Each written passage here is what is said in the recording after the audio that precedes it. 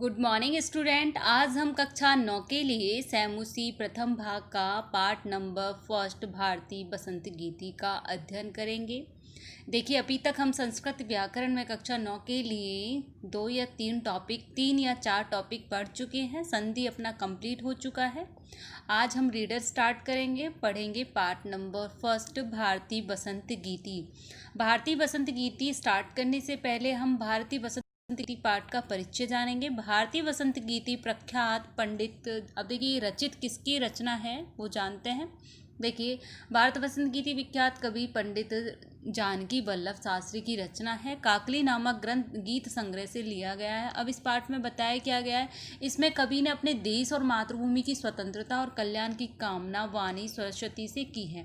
प्रार्थना करते हुए कवि कहता है कि हे सरस्वती, ऐसी नवीन वीणा बजाओ जिससे बसंत ऋतु में मधुर मंजरियों से पीली पंक्ति वाले आम के वृक्ष, कोयल का कुंजन, वायु का धीरे धीरे बहना, अमराइयों में काले भौरों का गुंजन, यमुना आदि नदियों का जल अत्यंत मनमोहक हो जाए। तुम्हारी ओजस्वी मतलब बीना बजाने से इस तरीके से आपका मनोहर दृश्य लगे। तुम्हारी ओजस्वी बीना को सुनकर लताओं के नितांत शांत सुमन हिलने लगे। अर्थात ऐसी नवीन ओजस्वी बीना बजाओ जिससे सृष्टि में नवीन चेतना का संचार हो। इस गीत में कवि का देश के प्रति अनुराग को देखने को मिलता है। स्वतंत्रता संग्राम की पृष्ठभूमि में लिखा गया है कि गीत एक ऐसे बीना स्वर की कल्पना करता है जो नवीन चेतना का आह्वान करने के साथ साथ स्वतंत्रता प्राप्ति के लिए जन सामान्य को प्रेरित करे।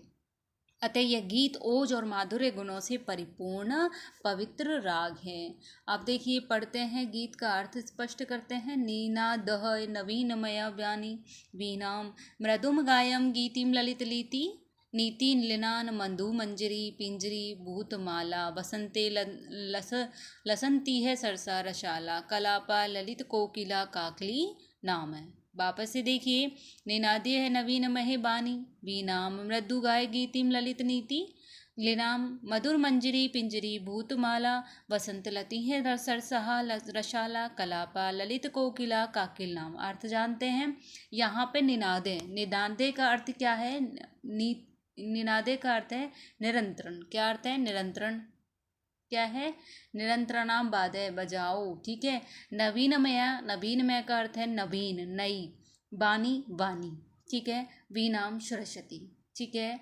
बीना, बीना को वाणी सरस्वती। देखिए, मृदुम, मृदुम यानी क्या होता है? मृदुम मतलब होता है कोमल। गाया, गाओ।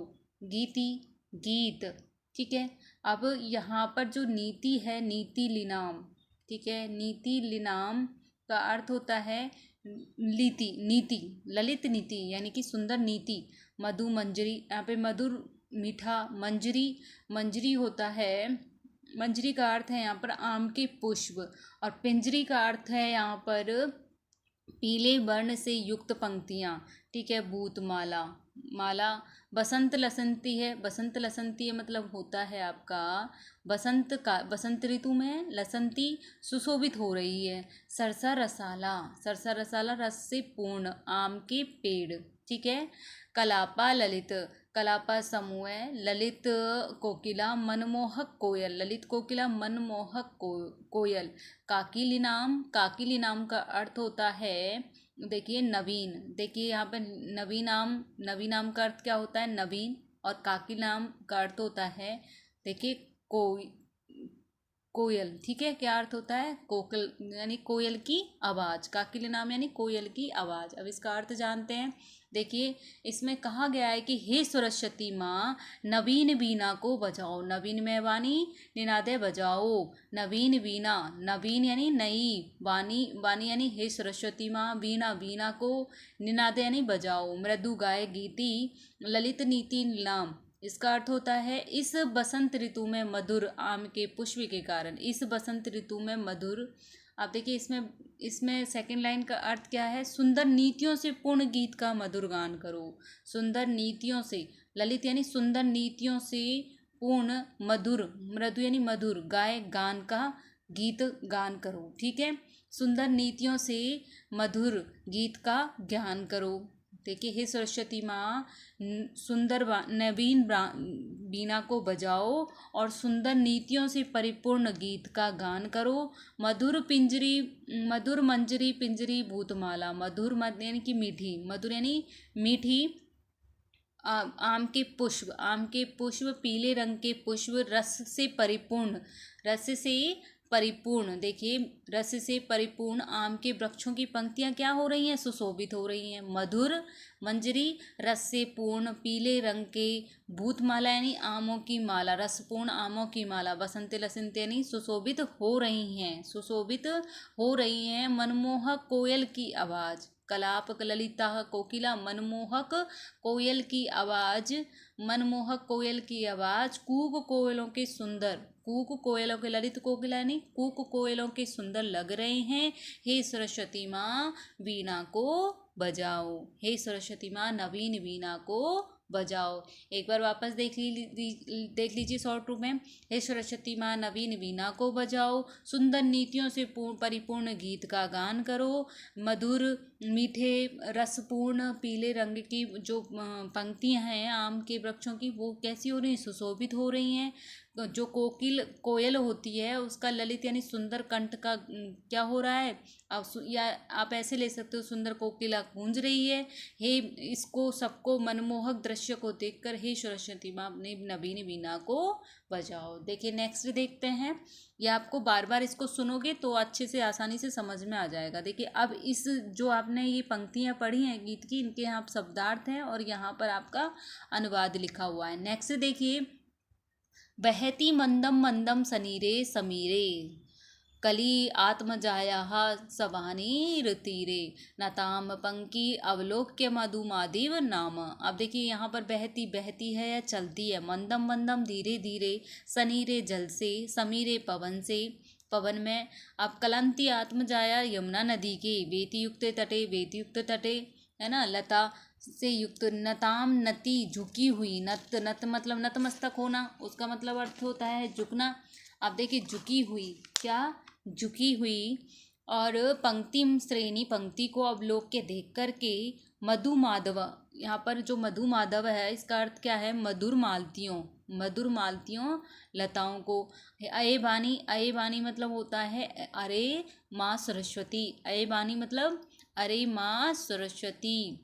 देखिए फिर नवीनाम, नवीनाम नवीन, बीनाम बल्कि, निनादय निरंतर बजाओ। निनादय मतलब क्या होता है, निरंतर बजाओ। देखिए यहाँ पर ऐबानी, हे सरस्वती माँ। अब देखिए इसका अर्थ क्या है, यमुना नदी के बेत की लताओं से युक्त, यमुना नदी के बेत की लताओं से युक्त। पहले हम यहाँ पर आत्मजाया नहीं, यमुना नदी, यहाँ से अर्थ लेंगे। सबसे पहले कहाँ से अर्थ लेंगे, यहाँ से। आत्मजाया नहीं, यमुना नदी के बेत की लताओं से युक्त तट पर, यमुना नदी है उसके जो तट पर बेत की लताएं हैं और तट से परिपूर्ण, जो परिपूर्ण वायु धीरे धीरे बहती है, वहाँ पर क्या है, देखिए यमुना नदी के किनारे बेत की लताएं हैं, इससे परिपूर्ण वहाँ पर वायु कैसी बहती है, धीरे धीरे बहती है, धीरे धीरे, मंदम मंदम मंदम मंदम समीरे, वायु धीरे धीरे बहती है।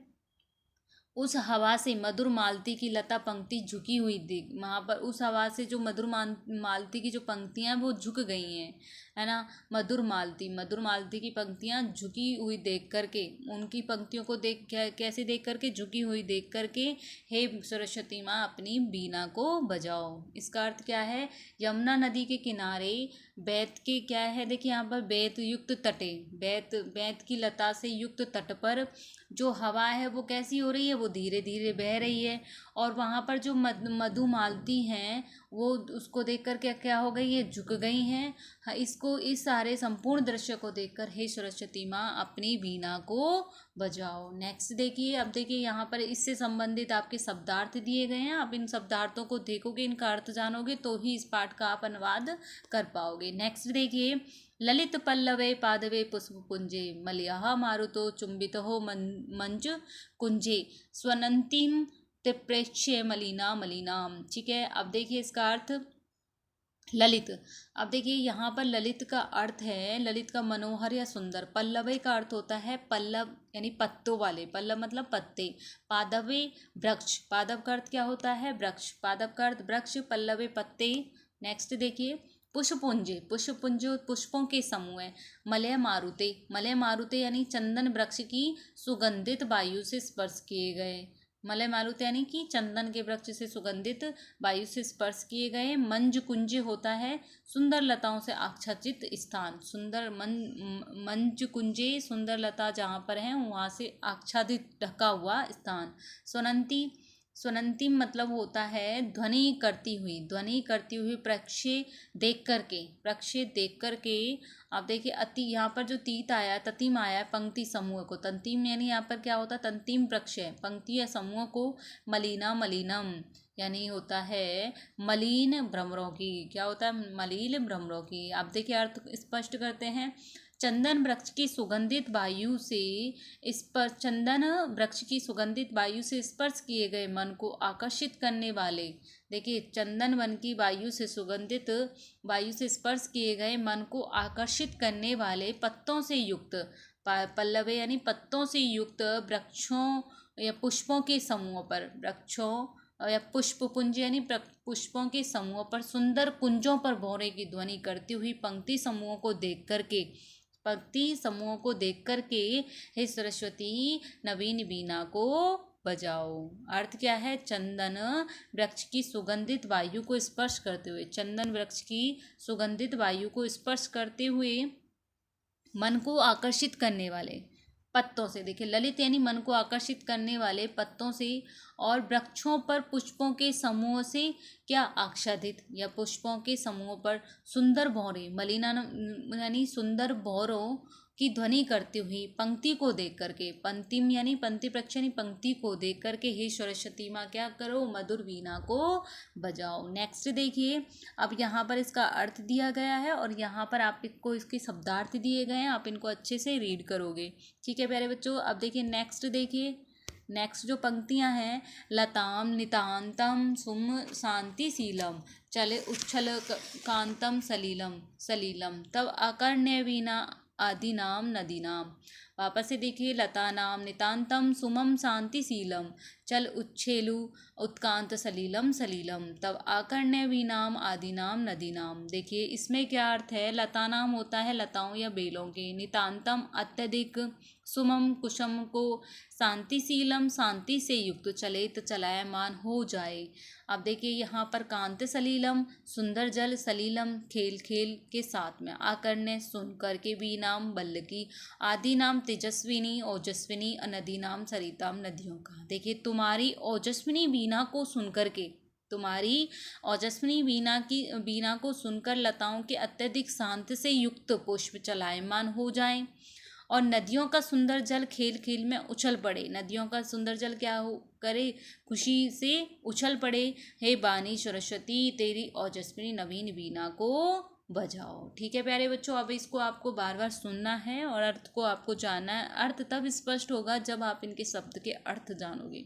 ठीक है, आप इनको शब्दार्थों को लिखना है और आप इनको क्या करना है, शब्दार्थों के साथ साथ अर्थ भी लिखना है और शब्दार्थ याद करना है। ठीक है प्यारे बच्चों, धन्यवाद।